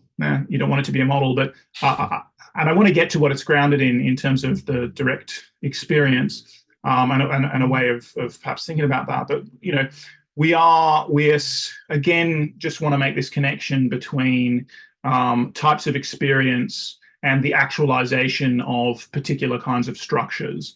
So there's all of this hierarchical message passing, which is a filtering and a dimension reduction, a coarse graining. There's a renormalization thing going on, in the sense that the same kinds of patterns are going on at different levels, but they are abstractions of each other. And that's, again, not just something that some information processing system is doing. It is actually, it is the way actualization itself is working in that kind of experiencing system. So exactly as you say, the thing that is stable, even if it's incredibly ephemeral, but that's left behind in the wake of consciousness, so to speak, is this very complex structure that has been actualized as a consequence of that, abstractive hierarchy, which is the correlative experience of this particular kind, right? So again, it's still going to, what I'm sort of fumbling around and trying to say is, it still takes, it's slightly reversed, in the sense that you're not saying like consciousness is supervenient on the brain, or it takes a certain kind of structure to have a certain kind of experience, but you're saying that a certain kind of structure is evidence of a certain kind of experience, and thus we wouldn't generalize that kind of experience to all structures in the world that are very different from that kind of structure, because we're still having a kind of even biological evolutionary, even natural selection and sexual selection and adjacent stories account of why there is this incredibly complex structure in the world that we refer to as a brain, right? So all of those things are still going to be compatible. And I think it's also, it's not that, therefore, it's not that it's a dualist picture, or, where you have this consciousness which is looking for a home, so to speak. And because there are these incredibly complex structures, this consciousness can find a home in a nervous system. There is this intimate relationship where we were at the beginning with propositions and explorations of state spaces of possibility and things. There's this intimate relationship of adjacency and inextricable linkage between the actual entities, the evidence of which is the brain in this case, and the experience that they're capable of having. You couldn't have one without the other, basically, is the thing here. What was the other thing? Oh yeah, so you know, the thing being grounded in direct experience, and you know what you were saying, Whitehead's particular contribution to metaphysics, and you know, you wanting there to be some sense of directness in terms of the realism, not that it's just an inference. I think, you know, yes, there is this directness of experience, again in a generic sense, but even like in a colloquial sense, you know, the kind of experience that subjects like us are having. There is a directness of that, you know, like I'm having this experience and it's not in any meaningful sense inferential that I am having that experience. So I speak in terms of the legitimacy of experience, in the sense that there's something inviolable and irreducible about experience itself. And for me, that, as a tiny digression, you know, that became a really important thing to try and understand in, you know, early experiences with psychedelics, but also in engagement with people like Jung and the psychoanalytic literature, but particularly Jung, and the way, you know, he mobilizes this concept of psychic reality and all of those things that we've talked about in other contexts. You and I've talked about in other contexts, and they do port in here in an important way. But there's something, yes, inviolable, direct grounding about the kind of about the experience that I'm having, that any extrapolation I would make from that, like if I were to say my experience was caused by X, as opposed to me saying I'm having this experience, me saying this was caused by X, well, that then would be an inference, and that would not have the same kind of legitimacy that the experience itself had. And there are reasons that I want to make that kind of bracketing, again, in a mental health space, in order to make full use of concepts like Jung's psychic reality, and in order to create distance between the noetic sense that one can have in certain states of consciousness, whether, you know, exogenous substances are involved or not. One has a noetic sense, and of course there is this absolute legitimacy to that, but it doesn't extend to any story I then might tell myself or others about that. It's not like I may have had an experience of other entities that I spoke to, and it was this incredible, rich and meaningful experience, and nothing can undermine that, but that doesn't extend to an ontological claim about the existence of those experiences. So those entities. So the Whitehead thing, I take it to be, yes, we're grounded in this direct experience and we're taking it seriously, but we're also taking seriously, of course, science and mathematics and all the other things that Whitehead was very, you know, au fait with and very beholden to.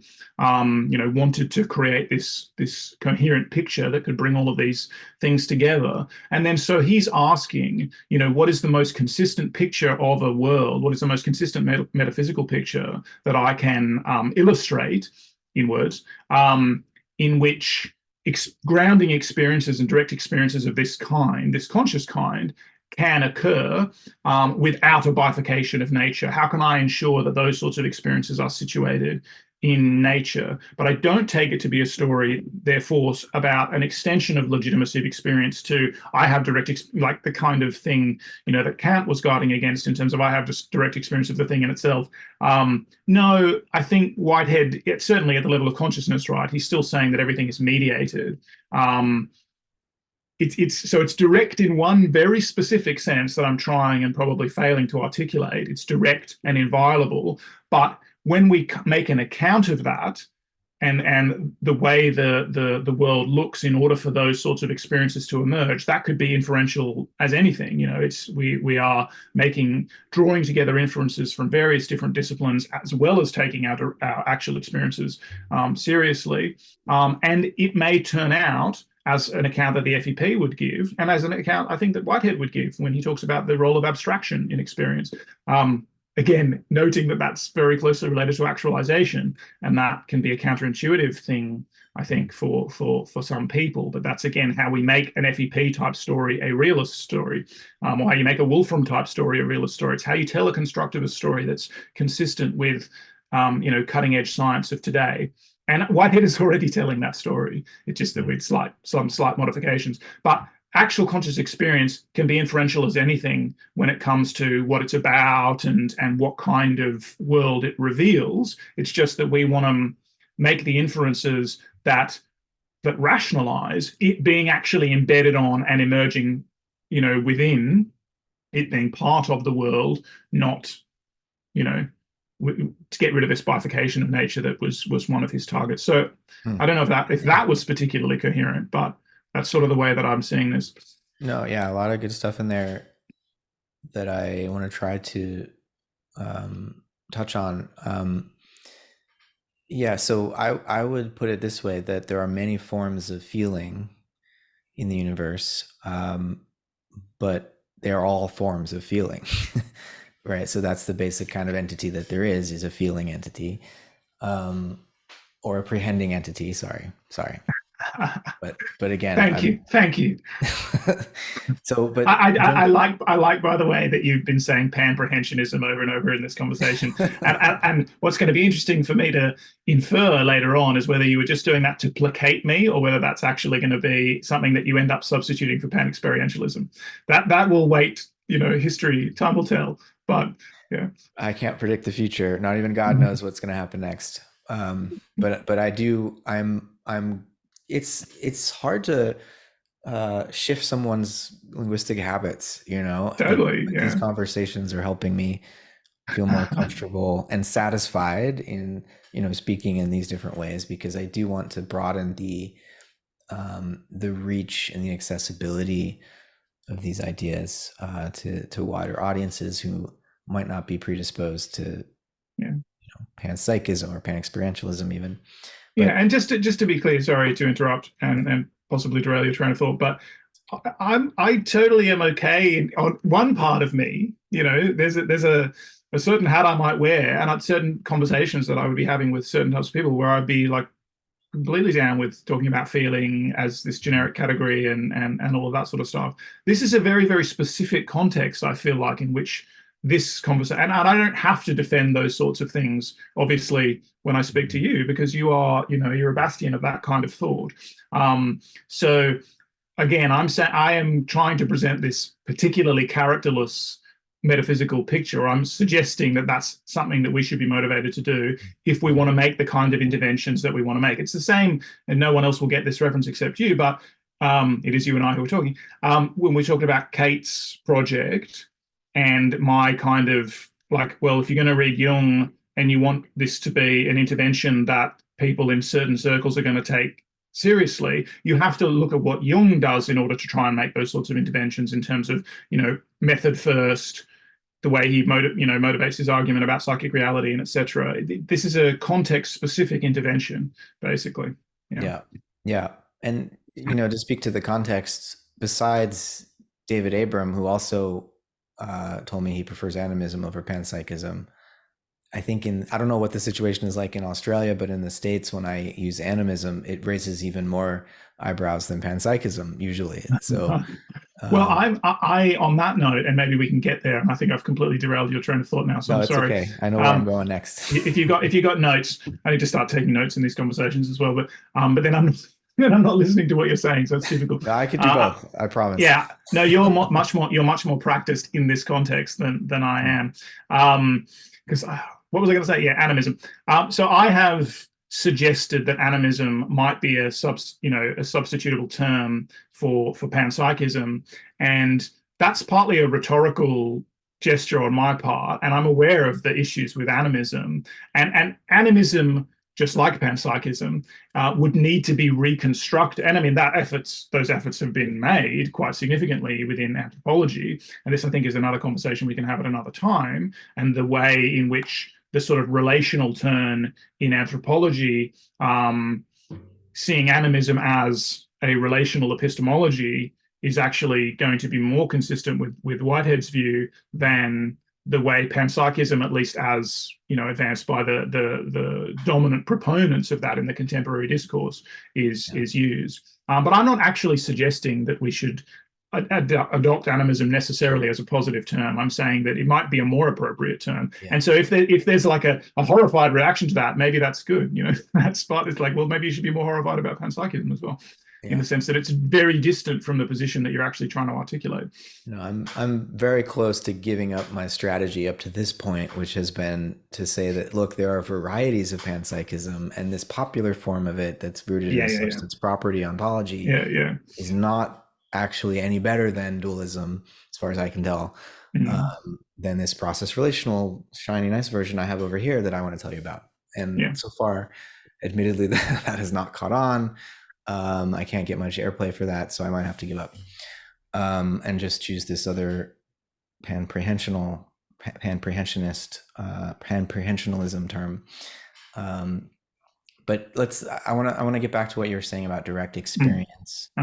And the example you gave of jamming together and getting into that flow state where, yes, you are the skilled guitarist, your friend is the skilled drummer, you can't do what the other is doing, and yet some new kind of unified experience is arising whereby you're both like mutually enabling one another, and there's a kind of mind meld going on. There's a kind of telepathy going on where there's an emergent agent in that sense, right? And it's not, but I would say in Whitehead's definition of consciousness or intellectual feelings or like conscious judgments, like as soon as you start doing any kind of conscious analysis, that jam session is over. You're out, right? And so so what, from a Whiteheadian point of view, you're not conscious when you're in that jam session, in that flow state. You're aware of what's happening, but that would be, in Whitehead's terms, a non-conscious form of feeling that you're engaged in, that you're realizing in those sessions, right? That's just the terminological shift that happens if we take on board, his way of speaking about these things. I don't. That's a longer. I mean, definitely people speak in that way, and people also say that it's flow states are not intentional, and many things. And I think that there's a lot of work to be done there to work through those sorts of things. I would basically not agree that it's not consciousness, and I think that the way people talk about higher states of consciousness and things like that, which is again not necessarily the way I want to frame it per se, but flow states would often be referred to as that kind of thing. And I don't think consciousness is necessarily analytical. And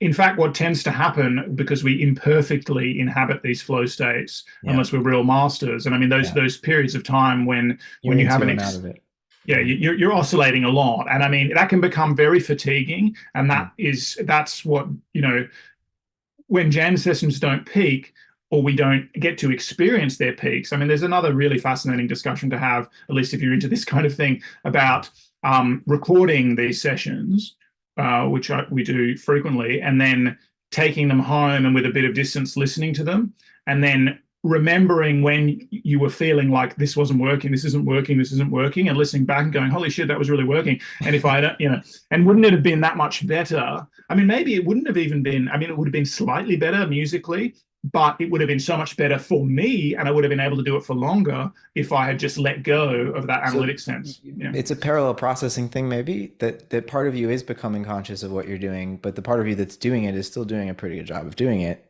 right? Well, you've got it. I mean, because so in a flow state, the conscious aspect is observing and not trying to intervene, right? Because another thing that I would say, and especially if we were going to talk about selves, if we were going to talk about the self, and I have an issue with the determinate article there, so there are selves, it's not the self, but, if there's a selfing process going on, it needs to recognize that it is not a locus of control. It is not an efficient controller for the embodied system that is doing the actual playing in that flow state sense. Now, it made a huge contribution in terms of defining goals, in terms of practice, in terms of picking up the guitar on days when you didn't really feel like it spontaneously and all of that kind of stuff. But when you're actually like on the bandstand or in the studio or just trying to have a really, really good improvisation session, it's like, get out of the way, watch, but don't interfere, because every interference is just a gumming up of the gears, right? Because it's a there's some sort of attentional bandwidth processing that's going on, and it is stealing, in some sense, from the body. What it's just like trust. You need a lot of trust and a lot of faith, just Yeah. like in a good conversation, right? You need to Yeah. trust. Like if you're worrying the whole time, and I do, struggle with this a little bit, and doing these public conversations more often is hopefully helping. But Mhm. to get out of your head, so to speak, to let that be a good flow. And this, of Yeah. course, as soon as you talk about it, you're like, it starts to break down. But you've got to trust that when you open your mouth, you're going to say something meaningful. You've got to trust that your working memory is going to be there for you, so that you can actually be responsive to what the person has previously said, without needing to leap in at every moment when you're like, oh, but I have a thought, I have a thought. Yeah. And certainly, yes, you need to trust that the body has been trained. This is exactly what happens when we just walk or move our arms, or do anything, right? Like, to the extent that I try to consciously take control over the motor skills that my body has acquired over, my nearly 40 years of developmental history, I'm just going to perturb them. And it's a fascinating and kind of funny situation that you see with people, again, under certain altered states. I mean, funny, but it can be Yeah. can be sad and very frightening under Yeah. certain altered states of consciousness. And cannabis is particularly prone to inflicting this kind of thing on people who either aren't used to it or have had too much. And of course, I don't advocate any of this, but where they're like, I can't move, I can't move. And it's partly because they're trying to consciously control their body. And it's Yeah. like, there's actually nothing going, it's not a neurotoxin, right? You're not actually, there's no real interference going on here in your motor pathways, but you're so locked in to your conscious and selfing kind of process that you're like, I can't lift up my arm, I can't move my leg. It's like, just let Right. the body do it. Yeah. You You don't. never knew how to move your Yeah. arm or move your legs to Exactly. begin with. It just Yeah, happens. exactly. Yeah. Yeah. Well, I mean, the psychedelic experiences that you're talking about. I mean, the fact that we can take a chemical, um, ingest that, and have such a radical transformation in our perception of the world is very suggestive of the way in which, to a very high degree, our bodies are. There is a kind of Markov blanket, and that what we experience is, um, if you were to stimulate the relevant parts of the brain that are usually correlated with, the perception of a checkerboard pattern or whatever color or something, you're going to experience that, even though there's nothing like that happening in the world. It's just your body has been stimulated in this way. And so when we do adjust our normal metabolism and brain chemistry by ingesting one of these psychedelic chemicals, what we think and feel and perceive reality to be is going to change, right? And so that is evidence of the role that the body, the nervous system, plays as a medium. Very strong evidence of that. And obviously the body is a medium for the transmission of feelings. And Whitehead just says that so is the world, and that there's no ultimate difference between what's inside the skin and what's outside the skin. The body is itself a precipitate of, Yeah. matter and space and energy over the course of evolutionary history. So The world is comprised of bodies. So yeah, but we have differential access. We have aspectual access to right. whatever experience, feeling, or prehension is going on in other parts of the world. Right. But the thing is about psychedelic experience is that sometimes, yes, it can make us feel more alienated and detached from the world. Yeah. The body becomes a kind of spacesuit. We forget how to walk, how to move our bodies at all. Mm-hmm. But it could also go in the opposite direction. Totally. You could. What's the pitcher who threw a no hitter on acid? I forget his name. Yeah. Major League Baseball player. Yeah. Ate some acid before a game, and was so tuned in. I've had experiences with mushrooms. I am not a good basketball player, but I swear to God, Yeah. for a half hour, I could not miss. Yeah. Well, it's trust in that sense. It's that's a flow state, and these substances. I mean, you just talk about the history of jazz, like history of improvised music, and not just jazz, obviously, but that's a whole conversation. The role that these substances have played for so many people in terms of facilitating. Now, there is there's always a cautionary tale to tell here, which is if you use a substance too often to get into those kinds of states, they actually become Yeah. much harder to get into without the Right. substance, right? Yeah. And that's why people who keep going back to the well too often, can that alienation side of things can actually become really potentiated, and that's worrying. That's a Yeah. concerning thing. And again, different drugs, we're Yeah. talking about cannabis, we're talking about maybe we're talking about mushrooms, classic psychedelics, and these are all different in these different ways. Even Yeah. though I do consider, as a sort of quasi pharmacologist, at least, I teach in pharmacology spaces, and as you know, I study toxins and their activities, toxins. Um, But I guess, I, yeah, I mean, it's like psychedelics are loosening the habitual canals down which our consciousness will yeah, flow, yeah, loosening things up so that we can become conscious of different forms of feeling that usually are below the level of consciousness.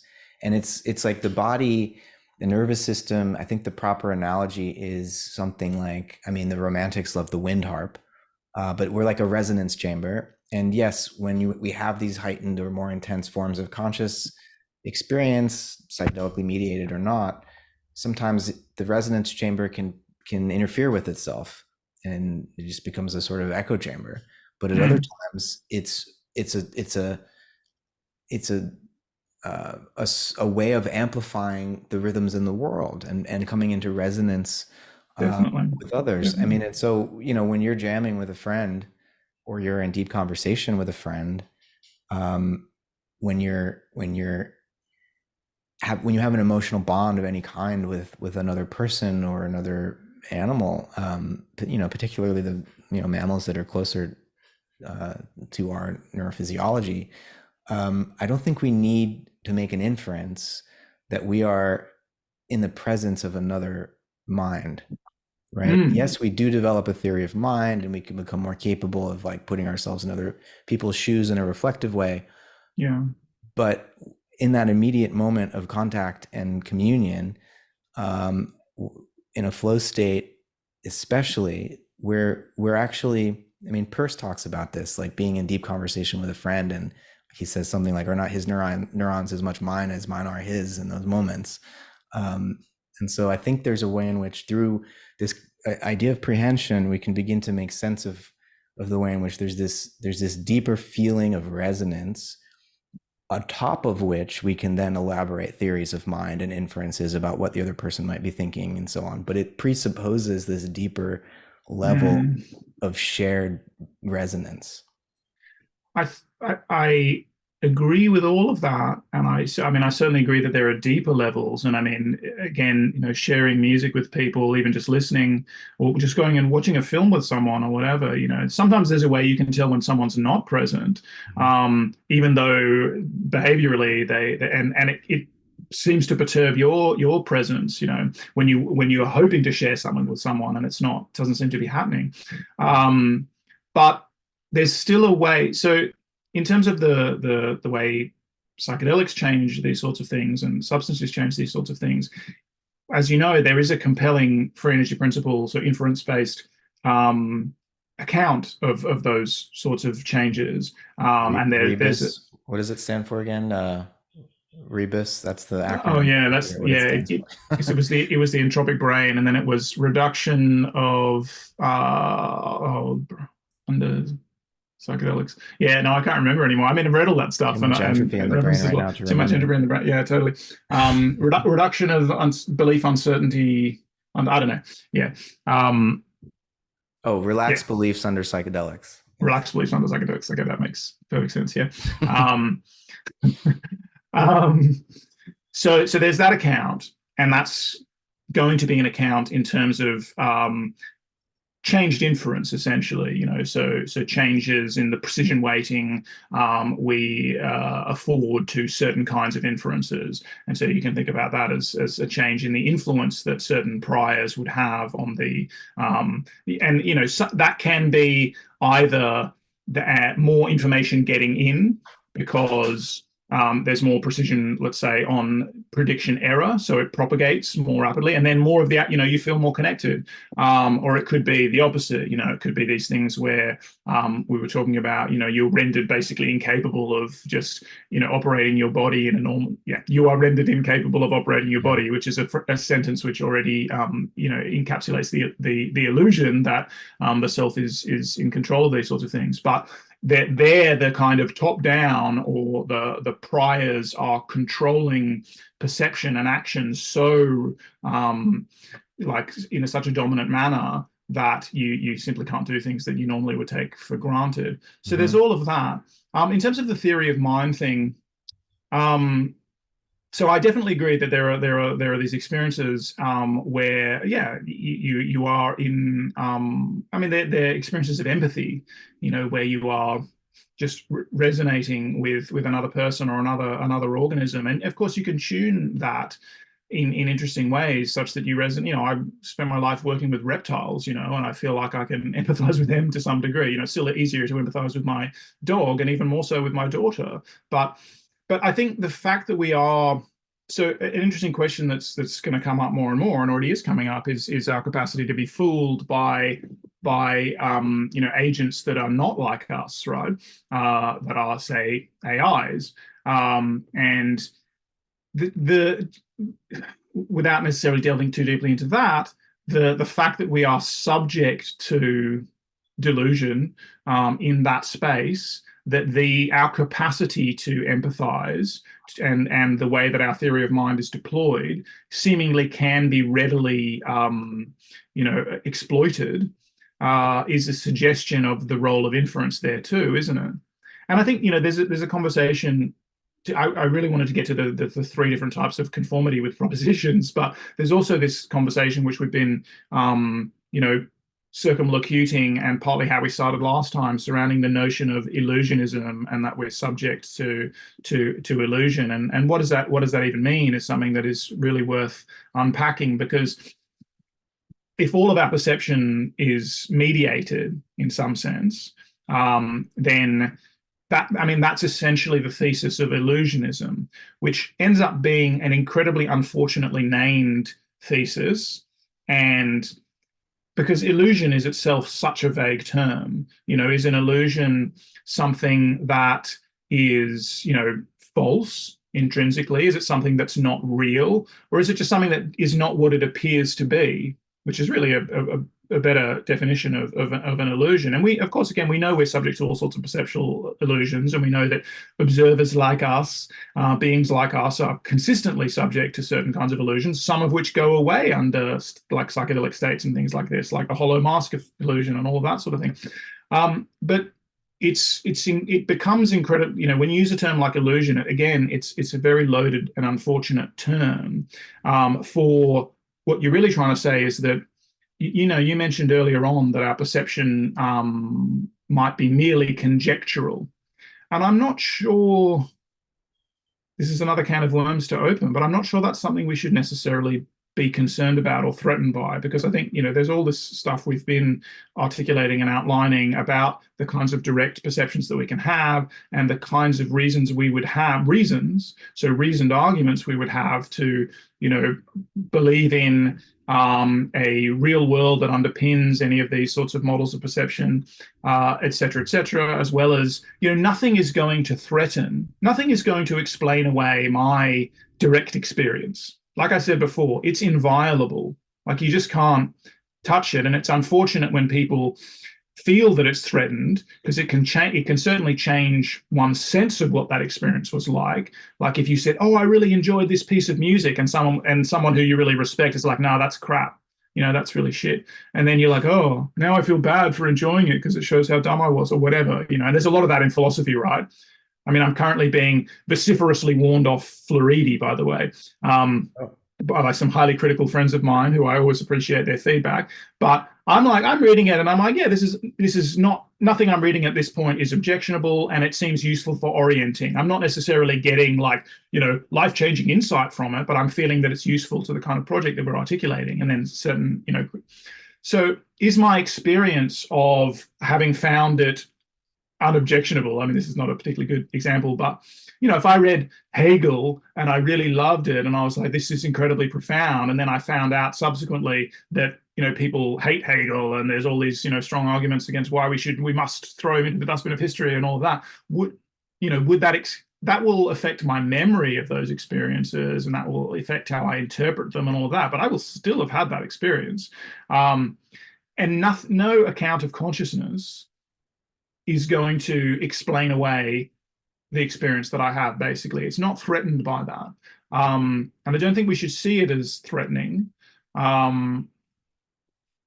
Anyway, there are too many cans of worms that I'm opening here, especially as I wanted to get to the thing about propositions and actualization before we finish. But it's probably, if and when we do have a conversation that's really strictly devoted to panpsychism, panexperientialism, animism, etc., I think that's also a place where we can really delve into this idea of illusionism and why I feel like there's a lot in there that's relatively unobjectionable, with various caveats that would need to be made along the lines of many of the things that we've been saying. But it's just another incredibly poorly named thing, because what an illusion is an incredibly vague concept. And when you hear Carl Friston saying, "Oh, it's 100% illusion," you're like, no, that's just, don't say that. That's just a very unfortunate way of putting things. Like, I know what he means. And he means that it's conjectural or hypotheses and probabilistic reasoning or inference all the way up and down. And I have a lot of sympathy for the account that he's actually giving, but I would not language it in that way, because it's not helpful to do that. And also, I would not only not language in that way, I would push back with a defense of a robust realism based on all the things that you and I are developing. But yeah. Right. So I've got to run here in a few minutes. I'm going to try to bring us back to propositions. But I just can't help but think of these lines that Whitehead has in The Concept of Nature about the bifurcation that he's protesting against. He doesn't want reality to have to be split into these two systems, he says, which insofar as they are real in different senses. One reality would be the entities such as electrons, which are the study of speculative physics. This would be the reality which is there for knowledge, although on this theory it is never known. For what is known is the other sort of reality, which is the byplay of the mind. Thus there would be two natures. The one is the conjecture, and the other is the dream. And so this is the primary, secondary qualities thing. And this is also, this bifurcation is what leads to illusionism in Keith Frankish's sense of not believing in qualia as some separate sort of essence that can't be explained by the functions of neurophysiology, what have you. And I actually also think that the whole notion of qualia is a poorly formed concept and doesn't help us any, because again, it puts us in this position of imagining that experience is composed of sensory universals, like patches of color or tones of sound or something that then get brought together through association in the mind. Which is what Dennett is undermining in that qualia paper. Yeah, and I'm on board with that. Yeah. And I think that's the problem with substance property forms of panpsychism, is it's relying on this poorly formed concept of the what its likeness, which is why I hesitated about that earlier, because it is associated with qualia. And so I'm actually with Frankish and the illusionist about qualia, but that's not because I think that experience isn't fundamental. It's that what's fundamental is really, what Whitehead calls emotion. It's qualia are, they don't have a subjective form in Whitehead's sense. It's just the pure universal. And it doesn't have a, where's the sort of subjective response to that? That's what I think is really constitutive of experience. And I feel like that's missed there. But, in terms of perception being a conjecture, I think Whitehead's theory of perception here is helpful, because he would say that perception in the mode of causal efficacy, as one of the two pure modes of perception, cannot err. Like we have direct experience of it, and it is what it is. And similarly, perception in the mode of presentational immediacy cannot err. Where error comes in is in symbolic reference, when we're trying to relate the two of them and those symbolic references are conjectures, and yeah, they can be wrong. And so when we're talking about direct experience, it's like it's when we have an intuitive, conformal, or resonant sense of or portal to that which is occurring beyond us. And prehension is the account of how that which was over there becomes here, right? And how what is here will then become there again as the process of concrescence repeats. And propositions then, are a way of describing this relay between actuality and possibility back to actuality again, where, as I was saying earlier, there are certain physical prehensions of objective eternal objects which have to do with the sort of spatiotemporal requirements of how we are going to inherit the past. There are certain requirements there.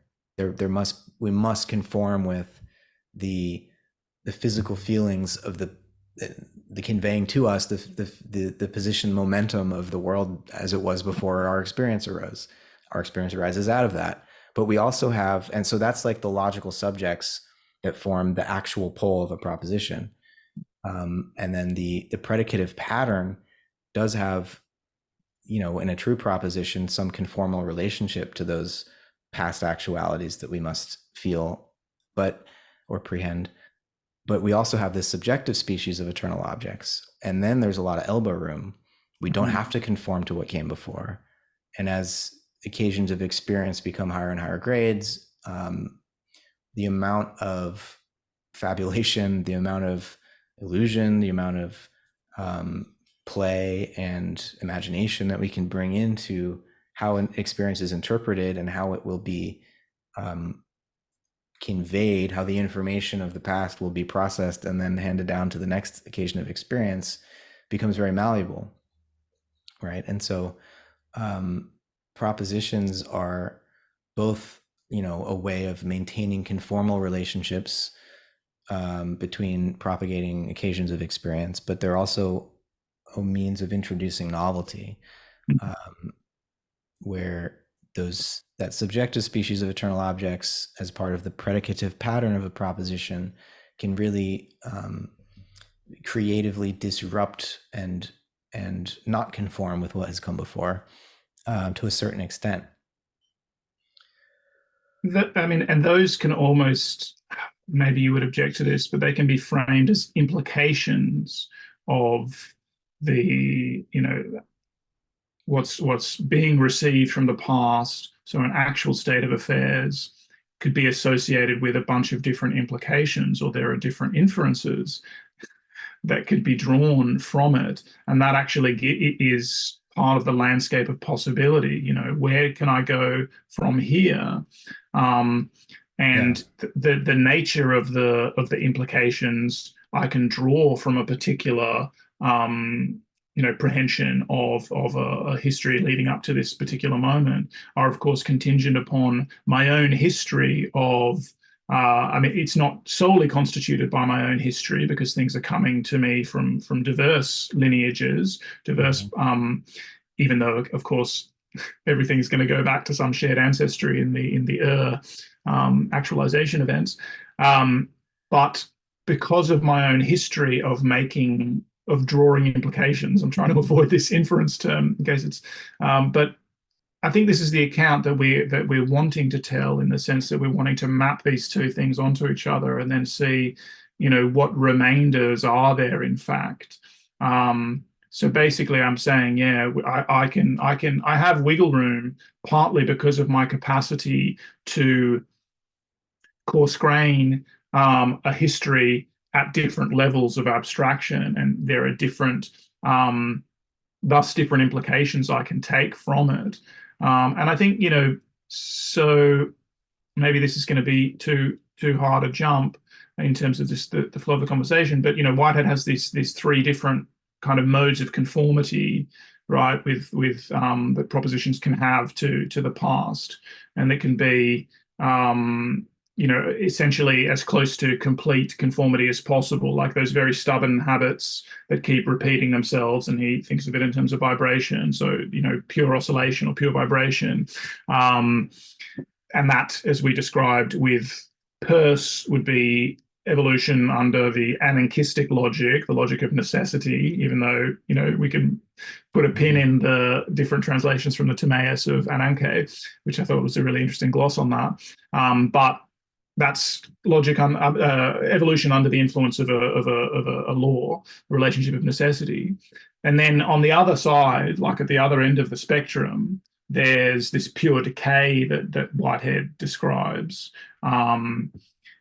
Actually, it doesn't make sense to leap all the way across the spectrum, does it? But then there's evolution under the influence of some dominant law, right? So I draw certain kinds of implications and inferences from a state of affairs because I'm the kind of organism that has certain kinds of goals and that sort of stuff, and those are going to be therefore dominating this process of actualization, which I'm taking part in. They are the objective law for an entity, like me or like whatever entity is involved in this process. And that corresponds with Peirce's agapism, which is a finalist evolution towards some sort of envisaged goal state.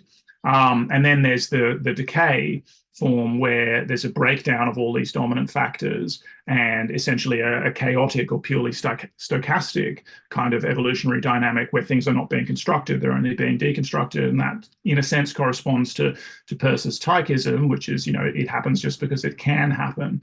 Although, as we discussed, there is a way that all of these things are coming in together in the sense that, so an account that FEP people would use, which would be derived just from basic physics, would be that you have solenoidal flows, which are essentially deterministic. There's no compressibility, there's no wiggle room, like essentially orbits of planets. You have stochastic flows, which are, well, they're stochastic, things are just happening because they're not prevented from happening. And then you have selective constraints, which occur in the middle ground, where you have ordered systems which are quasi-solenoidal, which are using their own stability essentially to canalize stochastic flows. So the thing about a stochastic dynamic is that it gives rise to, infinite and no possibilities in some sense, right? In itself, it's not going anywhere in particular, but it's kind of going everywhere. And so a system with a certain kind of stability that has been selected for its capacity to select among possibilities can select a certain subset of those potential vectors that are there at the stochastic level and amplify them into the future. And so I'm thinking that there might be something very key here where we can take that kind of model and map it onto Whitehead's sense of propositions, and get something generative from that comparison. I mean, they seem very, very similar to me in a way. And I suppose the other thing is causal efficacy and presentational immediacy and not being subject to error, but the symbolic reference between them being subject to error or being the source of error. And of course, there's an important point to make about Whitehead in the sense of, and again, classic evolutionary thinking, error as generative. Again, error is a kind of decay in this other way of thinking, but that it's a decay of a single possible goal. It's being slightly eroded such that there's a possibility of deviating from it. So you have the possibility of novelty.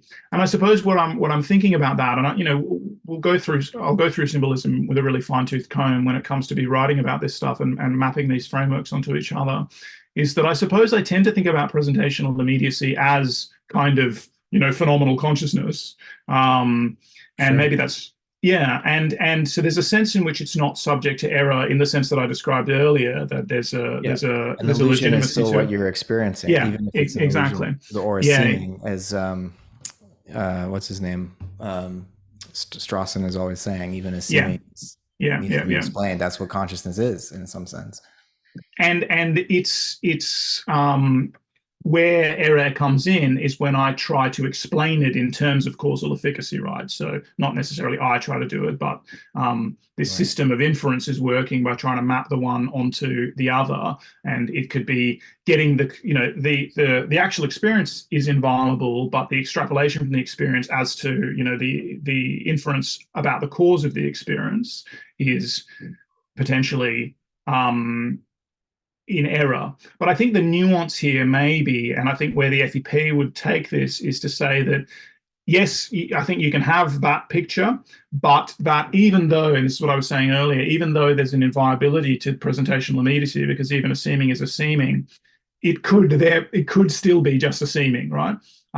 So the pathway to presentational immediacy, which again Whitehead thinks only highly refined organisms such as ourselves and those that are similar to us have presentational immediacy. But again, you can put the spectrum from like rock is under the mode of pure causal efficacy, and Yeah. organisms which make decisions and all of that, they have some degree of presentational immediacy. They're not subject purely to this pure conformation kind of evolution, or even this pure degradation kind of evolution, like a Right. rock will weather. They are somewhere in the middle. They're actively canalizing. Yeah. But it's so I guess what I'm trying to say is the nuance is that even though the presentational immediacy is not itself subject to error, it can be nonetheless born of a kind of process of abstraction, which again I think is Sure. consistent with Whitehead. And that process itself is it subject to error? Let's say it's aspectual. It's not giving us all the information that might be drawn from that causal immediacy, causal efficacy, sorry, could have been, I'm trying not to use these loaded terms, but like represented in many different ways. Yeah. And that presentational immediacy is a kind of representational thing. Like there's a kind of minimal representationalism here. So again, it's an appearance, or it's an aspect, or it's something that's very unique to the perspective. So it's a perspectival. And there's something Whitehead does say, which I think is really consistent with this, which he does say, he says there's an objective causal order or an objective, relational structure to the cosmos. But I guess, again, anything we might say about it is, no, I'm not going to be able to say exactly what he says. I can't remember. It's not emerging for me. But there is a way in which we're subject to obviously subject to error in terms of anything we say about it. Yeah, I'll leave that because I'm not connecting the dots there. Well, I've got to run here, dinner time over here, but it's interesting that like when Friston talks about the brain as a little scientist making hypotheses, and the whole Bayesian method is about, kind of has me think of a conscious mind with beliefs and priors and adjusting them as new perceptions come in. But it's interesting that Whitehead chooses to say to refer to propositions as theories and not as hypotheses, because theory has this sense of there's some intuitive vision as a component of what's being proposed for feeling. It's not a hypothesis, which to my mind suggests a bit of remove from the vision, the intuitive connection to what one is theorizing. And so I feel like inference or conjecture is different from what Whitehead is trying to get at with propositional feeling, in that it's more, these are terms that he would associate and that I would want to associate with judgments, conscious judgments. And propositional feelings are not inferential, because the thing is that they become part of the world after that concrescence is completed, right? Yeah. And maybe you could say the same thing about Bayesian hypotheses, but I'm not sure about that. But I feel like we'd have to, in this account of realism, where we were talking about, again, abstraction and actualization are actually this, deeply related things. So a hypothesis, it might be mistaken about its object. I've said elsewhere, and you read one of the paper I had in the German Jungian journal. It's not that models are less real than their objects. It's just that they aren't their objects, which is almost a trivializing way of putting it. But, all the way back to the beginning, we were talking about the difference between pure and impure propositions. And I was saying, yeah, but the pure proposition still, according to the ontological principle, it still has to exist somewhere. And the hypothesis is just the same. It might be incredibly ephemeral. It might only exist in the nervous system, or it might, you might write it down and publish it and nobody ever reads your paper and it doesn't go on to have much more than a little ripple, but it's still part of the ongoing history of accretion, of actualization that is the world, and it may have a greater or lesser influence, but it was actual for that period of time. It just might have been mistaken in terms of what it referred to. I think we're going to need to wrap it up, but I want to leave us with a few lines from Whitehead that I think speaks to everything that we've been saying in the latter quarter of this conversation. He says, this is Process and Reality, page 162. He says, the primitive form of physical experience is emotional, blind emotion, received as felt elsewhere in another occasion, and conformally appropriated as a subjective passion. In the language appropriate to the higher stages of experience, the primitive element is sympathy, that is, feeling the feeling in another and feeling conformally with another. We are so used to considering the high abstraction, quote, the stone as green, that we have difficulty in eliciting into consciousness the notion of green as the qualifying character of an emotion. Yet, and this is what I was getting at earlier about qualia, that they lack the emotional tone that one wants to bring back into this. Yet the aesthetic feelings whereby there is pictorial art are nothing else than products of the contrast latent in a variety of colors qualifying emotion, contrasts which are made possible by their patterned relevance to each other. The separation of the emotional experience from the presentational intuition, the qual, is a high abstraction of thought. Thus, the primitive experience is emotional feeling, felt in its relevance to a world beyond. The feeling is blind and the relevance is vague, but still the feeling is a reference to an external world. In the phraseology of physics, the primitive experience is vector feeling. Anyways, it's really capturing, what we've been talking about. And Whitehead, I think, would actually be in alignment with the illusionists too on this question of qualia, or the presentational intuition as a high abstraction of thought. Maybe he wouldn't want to say that's an illusion. He actually hates the use of mere appearance or illusion in philosophy. He thinks that's a condition of a lack of understanding. Or I have some similar issue, I guess, in saying that it's just such a vague term.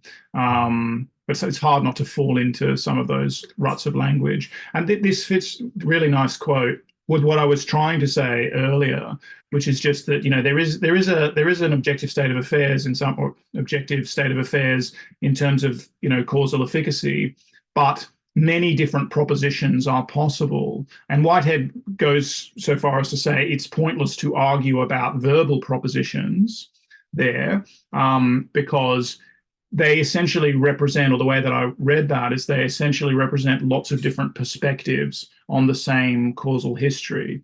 And so even which, like you're talking about feeling vectors and emotions as primitive, the same in scare quotes, because there is no the same in this kind of picture, but there could be many different emotional responses to essentially the same thing, proposition, but there could be many different propositions that arise from the same, history of causal efficacy, essentially. And that's where we have this capacity for novelty, and that just seems to jive really well with the kind of perspectival or aspectualist reading. And then I think this account that we're trying, that one is giving about mediated access, actually makes a lot of sense in light of that. Mm-hmm. Because it's the way that all of our accesses are mediated is what gives rise to this aspectualism, and that aspectualism is what gives rise to the multiple realizability, but to the possibilities that are contained in every event or whatever, that we can extrapolate differently from. So that would tie back to where error in this sense can also be generative, right? um yeah Yeah. Yeah. Hopefully we didn't. Hopefully we aired just enough in this conversation to be generative. But yeah, I think we covered a lot of good ground today. And yeah, unfortunately, I'm going to need to. We're going to take a break for several weeks because I can't fit it in. But all good then. should we go on and read Floridi next? Because you're already doing it. I mean, have your friends discouraged you enough that you want to abandon that, or what do you think? No, I mean, it's not something that I'm lionizing or anything. I mean, I don't know how much we need to read of it. We could disagree with them. Yeah. Yeah, I Have mean, you been I think. reading The Philosophy of Information or the newer one? Yeah, I dipped a little bit into the newer one, but I've read the first two and a bit chapters of the Philosophy of Information, and I think that it's just a matter of orienting the thing again in a contemporary context, in a contemporary landscape. It's not about saying that, Yeah. this is the be all and end all for answers to these questions. Not at all. I mean, we're going to be giving different answers, and we might resonate with some things that he says, and we might not with others, and you might resonate with things that I don't, and vice versa. But I think that the way that he lays out the spectrum of questions that a philosophy of information should be seeking to be responsive to is actually just going to be really useful to us. So I think at least the first two chapters are probably relevant for us to read and discuss, and then as we feel it for the rest of it. Right. But what I'll probably do this semester is much more my more open semester than next semester. So while you are gallivanting around in the next few weeks, I will probably try and get a really rough draft based on what we've got so far together. Okay. Yeah, so kind of based on symbolism and propositions in process and reality and how they map onto the FEP and some of the other things we've been talking about. And that could, so we can talk about Floridi in our next conversation. But if I've actually managed to produce anything, then that can also, I probably will, in a very loose sense, just be using some of the Floridi as kind of like these are some of the targets that are worth addressing. That's all I see that as, really, as an orienteering exercise. Yeah.